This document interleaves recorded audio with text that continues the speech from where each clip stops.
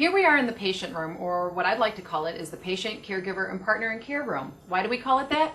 Because all three really need to be accommodated for in this one space. For the patient, the biggest concern is that they have control.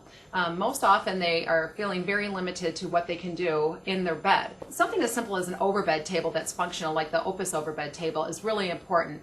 There's a spot for cups and drinks, and there's an area for remote control. There's also a nice concave writing surface with a spill zone, so there's a lot of nice features with it. There's also a vanity mirror where they could keep a lipstick or a comb, so that gives a patient a little bit more control.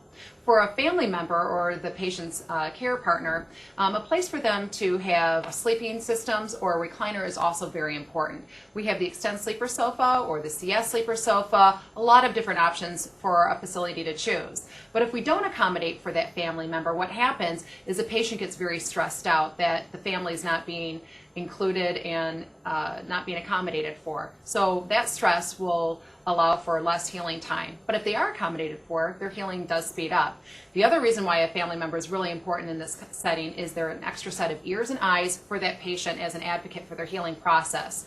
The other thing is they're able to go and fetch ice chips or a beverage for that patient, so the nurse doesn't have to and can spend a little bit more time efficiently doing what he or she needs to do. So for the caregiver, there needs to be a zone in the space for the caregiver, not only to sanitize their hands, but also prepare medications or to be able to chart or do whatever he or she needs to do. So again, it's the patient, caregiver, and partner in care room.